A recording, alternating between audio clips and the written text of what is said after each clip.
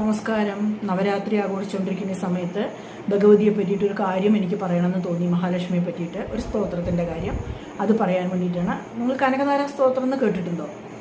നിറയെ പേര് കേട്ടിട്ടുണ്ടാവും, ചെല്ലണവരും ഉണ്ടാവും. ചെല്ലണവർക്ക് അതിൻ്റെ ഐശ്വര്യം എന്താണെന്നുള്ളത് നല്ലപോലെ അറിയുകയും ചെയ്യും.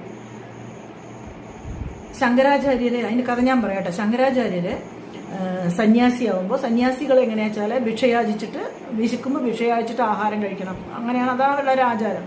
അപ്പോൾ ഒരു ഇല്ലത്ത് പോയിട്ട് ശങ്കരാചാര്യര് ഭിക്ഷ ചോദിക്കണം. അപ്പോൾ ആ വീട് ഭയങ്കര ദരിദ്രമായിട്ടിരിക്കണ ഒരു ഇല്ലമാണ്.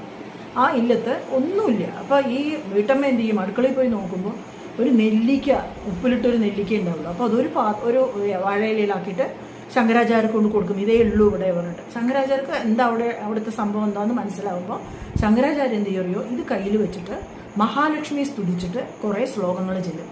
അതാണ് കനകധാരാ സ്തോത്രം. അത് ചൊല്ലിക്കഴിയുമ്പോഴേക്കും ആ ഇല്ലത്തേക്ക് സ്വർണ്ണ നെല്ലിക്ക വർഷിക്കും. സ്വർണ്ണ നെല്ലിക്കകൾ വർഷിക്കും.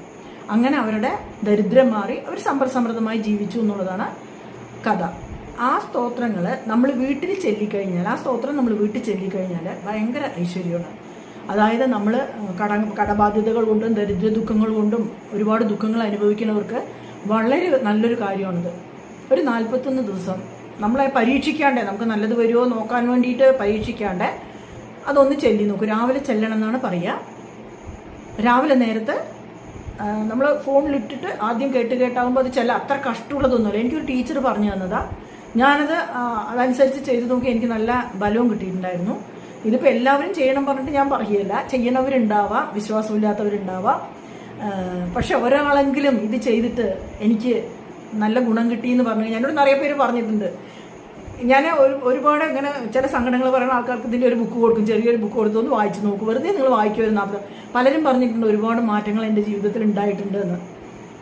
അതുകൊണ്ട് നോക്കൂ, നിങ്ങൾ ചൊല്ലി നോക്കൂ. പറ്റുകയാണെങ്കിൽ വരണ മാറ്റങ്ങൾ കണ്ടറിയൂ കേട്ടോ.